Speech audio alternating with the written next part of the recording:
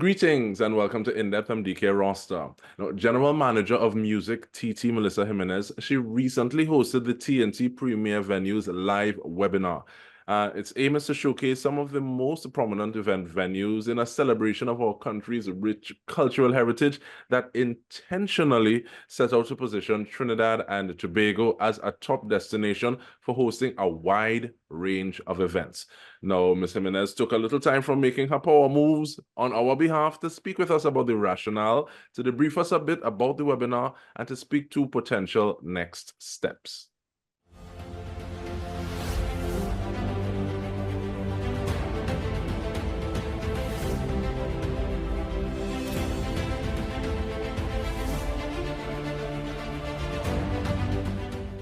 Ms. Jimenez, thank you so much for making the time. Let's start off by how was it? Well, first off, thank you for having me. And it was really, really good. I mean, Murphy aside, because we know Murphy had to show his face in some technological form or the other. I think it was really, really well received. Not I think, but I have gotten several emails, from international organizations, from local persons expressing thanks and so forth. So I know, it went across and it did what it was intended to do. And in terms of that intention, this is the second time in the conversation thus far we've heard that word. But it's one thing to know and say, okay, well, yes, we have a good product, we have a great product. It's another thing to actually act out and to start to put things in place where other people realize the product that you have as well. So outline the series of events for me now in terms of what led to this webinar. Sure. So last year, September, I would have gotten a notice that I was awarded a fellowship with the International Society of the Performing Arts, ISPA for short. We're not going to be saying that name over and over. And their congress was in January in New York. So this is a celebratory conference, as well as the meeting of all professional minds across the world in the performing arts arena, as it was. And I was fortunate to be one of 55 fellows from across the world that was selected, as well as the only Caribbean person ever to be selected for an ISPA fellowship. The organization is 75 years old, so they have some roots around the world in terms of their influence and what they can offer to your professional career and advancing that. So at that conference, we were given the contacts for all 500 plus attendees that were there. And again, these are all prominent organizations and individuals from across the globe.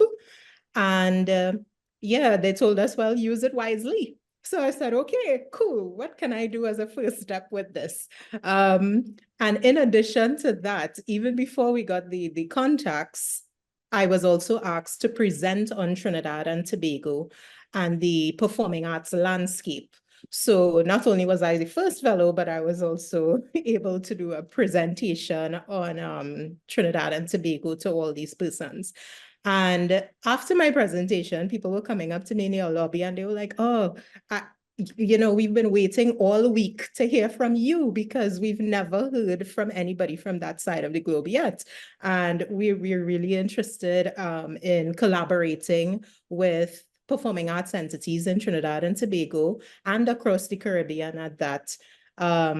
And connectivity, of course, for us is always an issue because people don't have websites, right, that they can access easily. Even these venues, only 2 out of the 5 venues have websites.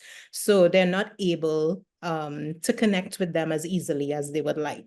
So in that vein, I was like, okay, these organizations want to meet organizations here. We have event producers on that listing that wanted to stage productions in Trinidad and Tobago.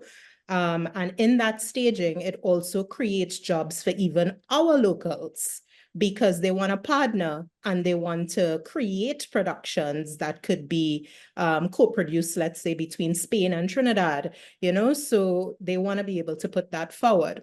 So yeah, that led to conversations with the different venues one-on-one to ascertain their interests in doing the webinar first off, and finding out what are their commissions for this year. And they were all like, yeah, let's do it, let's have that conversation and open up the floor to those international event producers putting on their products here. So And I feel like you answered a few of the questions that I was going to ask. I'm going to ask them anyhow, with just a little bit. But no, not a problem, because this allows for a little more nuance in terms of going into, well, you mentioned this, so how do you mean when you take this into consideration? But it makes me want to ask, though, how do we define a premier venue? Because is it a matter of size? Is it a matter of how many bathrooms? What are the capabilities? What are the things on the checklist? Because I can even imagine someone saying, okay, well, I want to create a premier venue because Ms. Melissa going to tell me about some of the opportunities at hand. So what are some of those things that I need to be checking off as I go along towards creating such a space? Well, to be quite honest, it was just a name, It did not have a whole checklist behind it. But our focus, and that is a good question, because I've gotten messages from keyboard warriors already asking me, so how come this venue wasn't chosen and that venue wasn't chosen? Is it that you're only focusing on government venues? So the answer is purely simple. We were looking at large capacity venues, and all these venues are over 700 seating. All the others are very small. However, what we did do to highlight the smaller performing arts spaces like Little Carib Theatre, Central Bank Auditorium, Cipriani Labor College, etc., all of those places that have theatre-like seating that is able to facilitate productions on a smaller scale. All of the participants that were registered for the webinar, we gave them a resource sheet. And on the resource sheet had all the contact information for the large venues, and then we had all the contact information and websites and everything listed for the smaller venues. So they do have that option as well of exploring other places to host their productions if their production is not large enough to fill a Napa, So. And I'm gratefully say something like that, because I was also wondering in terms of like that checklist, whether or not there are tiers to, well, it says a name, but I'm sticking with the term now, tiers to a premier venue, in terms of, because definitely one of the things I was thinking about is capacity, but is a boutique or gourmet venue even a thing? Because they may have everything that the larger one has, but they just have a smaller capacity. So I'm glad you also spoke about that resource sheet and stuff, but are there tiers from where you sit? So I think if I had to add another layer to it, a lot of it has to do with the technology that is available, which was one of the questions that the participants, the panelists went into on detail, technology and innovation and leveraging that within their space to enhance the event experiences, right?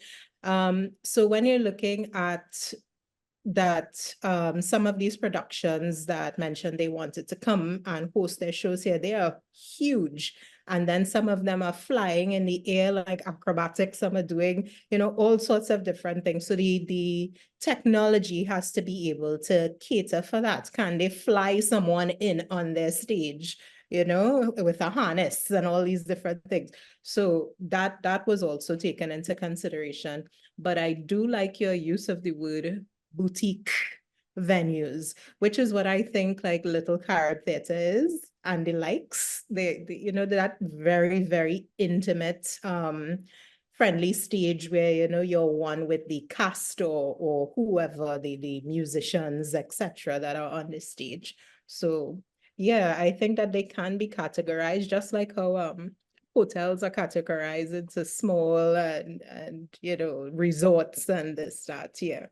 And I appreciate that, because there's some things, especially if you're setting about intentionally, as opposed to, okay, well, this is the place we get, so we're going to use it.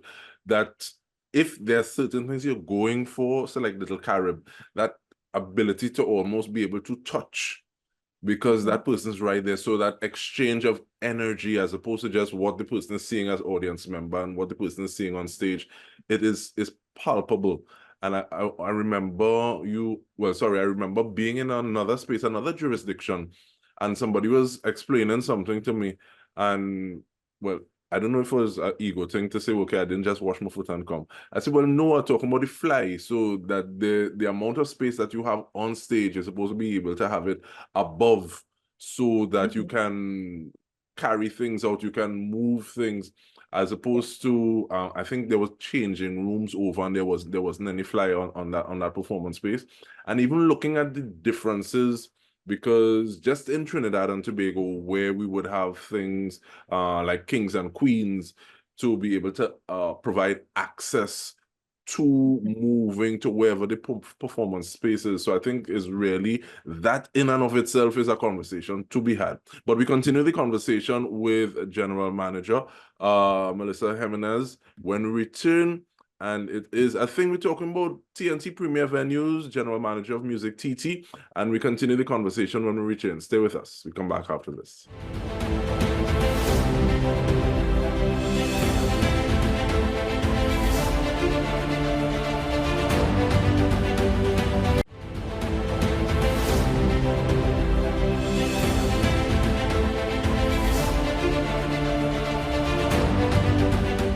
Welcome back. I almost started to try to hijack the whole conversation. We're speaking with General Manager of MusicTT, Melissa Jimenez, and looking at spaces, premier venues. And you started to speak to them already, Ms. Jimenez, but what are some of those opportunities that are to be gleaned from hosting events, from having a space that can have people come to and enjoy an experience? So some of the major tenets for us and reasoning for having this venue webinar was first and foremost export and forex exchange, right? So we were looking at, really connecting these venues to foreign institutions around the world that are seriously interested in bringing productions here. And when I say productions, it could be concerts, it could be artists wanting to perform here, it could be musical theater, regular theater, comedy, etc. So there's no limitation on what type of products that they can bring, right? And we know Trinidad and Tobago is talented people, so we can fall in anywhere. So first and foremost was definitely the aim of export happening here, or potential export in that B2B connection. The other side of it, where locals are concerned, so the venues would have expressed in our discovery conversations that they do have a lot of other facilities available other than just renting the theater hall that the local communities may not be aware of. For example, some of them have dance studios that are able to be rented. Sapa has a smaller theater that I think they call it the Little Theater. And, I didn't even know that. I'm there every year for Best Village, and I've never known that they had a smaller theater. So, even the technological capabilities in terms of what they can and can't do, it was to sensitize the locals to that. So that was our general goals and aims here in terms of this webinar. And I'm glad you speak about the added value or alternative, because sometimes I think when we think of some of these venues, it's a bit intimidating because we say, nah, my event are that big. So, and in terms of like looking at how we have turnover full of quality with smaller events while working intentionally, there's that word again, to the larger ones in inviting and enticing Forex to come and invest in Trinidad and Tobago and the spaces that we have here. But you spoke of feedback already. What was some of that feedback like? Is it things that you already can work on, ideas, light bulbs going off? What was some of that feedback like from the webinar? From the locals, we had comments in the section about, they're really grateful for this and the clarification that was provided by some of the venues.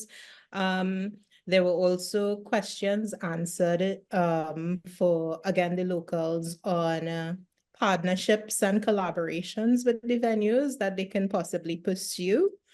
So people were grateful for hearing about that information and the venue's openness to accommodate.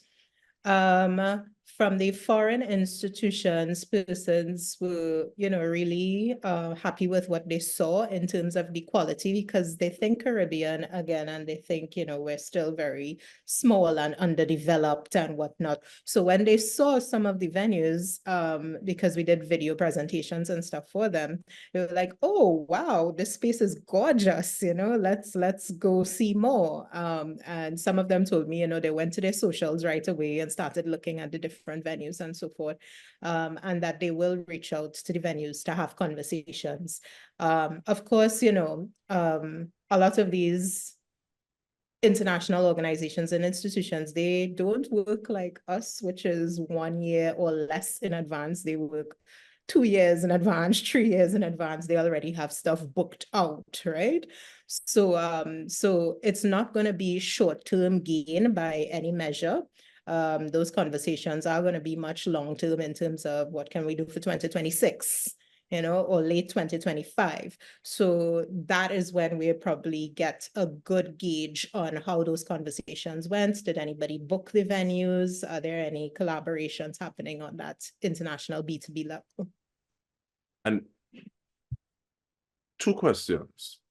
One, I want to know if that lead time and the conversation already has sent some individuals back to their spaces saying, okay, well, these are some things that we might want to look at, we might want to tweak to be able to accommodate some of the requests that may be coming to us late 2025 and 2026. But in terms of the people saying, oh, I like that, I didn't know that was there. You started, but speak once again to the importance of having an owned platform in terms of your own website versus an earned platform in social media spaces, please. No, Dike, this is something that irks my soul. That in this lovely 2024, I just added a next 20 there, that people don't have websites. And by people, I mean the companies don't have websites. Large institutions don't have websites. And that is crazy to me. One of the examples I like to give persons is that we have China, right? Billions of people living there, and we can't access them through social media. We have to access them through websites. When we're doing business with China and we're having conversations, it's usually all sorts of gymnastics. Even for an email account, sometimes they told us that they have to use what they call a reverse VPN. So we use the VPN, but they use a reverse VPN in order to connect with us, right?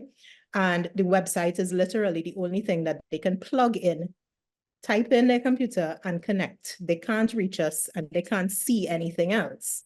So when you only rely on the social media that, by the way, we had Instagram went down a few months ago, and it went down. We have those conversations when somebody vexed with Mr. Zuckerberg and pull a plug, or something happens and we say, like, oh, shucks, we should be.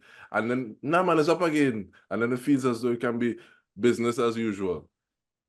Yeah, and it shouldn't be. And even after we just went through a whole pandemic, and at this point, still people don't have websites for their companies, something is wrong. You can buy a domain name now for 11 US. That's more money than you're spending on food every day now.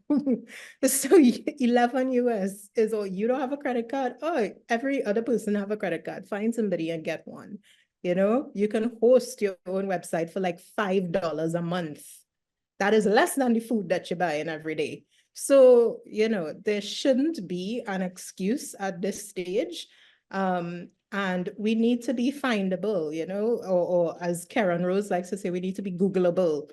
And people are not Googleable. So how do they find us? They still think, as I mentioned earlier, that we are just this tiny, underdeveloped territory that, you know, they can't explore. They can't explore what they can't find. And in terms of being able to be found, you definitely were found, Ms. Jimenez, and the work that you're doing is being validated. So I want to take the time to just kind of rest a little flower in your hand and stuff. How does it feel? Is it a sense of responsibility? Is it a setup? Do you feel pressure to say, okay, well, I'm the first person representing this space in this position who has been invited to this sort of fellowship? Does that put gas in your tank, wheels on your heels, pressure on your shoulders? How do you feel in terms of the work that needs to be done in terms of continuing what it is you're doing? All of the above. All of the above. So when the fellowship announcement came, I was like, oh yes, I'm happy about this. All right, cool, lovely. Free trip to New York. And then they actually came months later and asked me to do the presentation. And I was like, huh? How many persons am I presenting this in front of? I'm like, okay, all right. And who are the people? And then they started to give the caliber of the persons. I was like, okay. So I had to literally sit down and self-talk and fan a little bit and be like, all right, Melissa, we can do this. We can do this. We've never done a presentation this extravagant before, but we can do this. So yeah, it took a lot of self-talk and it was scary, but even up to going on stage, backstage, I'm like pacing up and down, jumping up and down, doing all sorts of stuff to prepare me to be on stage and in that frame of mind to deliver. And as a theater person, I guess I got really, really animated in the background there. So people were just laughing at me and just enjoying my whole get ready process. But moving forward from that, you know, I really, really believe in the talent that we have and not just music. I've been in all different spheres of the performing arts. So I really believe in the talent that we have and that we have a lot to offer the world. So, you know, my mission is always to be a connector and able to just connect. And so my personal blog is mellysays.xyz, and that's because my friends always is like, oh, ask Melly this, ask Melly that, ask Melly this. And it's like, Melly says so and so and so, and Melly says so and so and so. So they need accommodation in a country. They're like, oh, ask Melissa for recommendations. I am just a connector and I love doing it for people. So naturally, my heart is with the creative industries and performing arts. So I love that I am able to make avenues for them to thrive. And we're grateful that you're living in your purpose. And because Peter Telfer once told me that many times it's not our ability that is required as much as our availability and being present in that moment. So we want to thank you for your presence both there and now. And on behalf of everyone at the TTT crew, this has been In Depth with me, Dike Rostant. Thank you so much for joining us.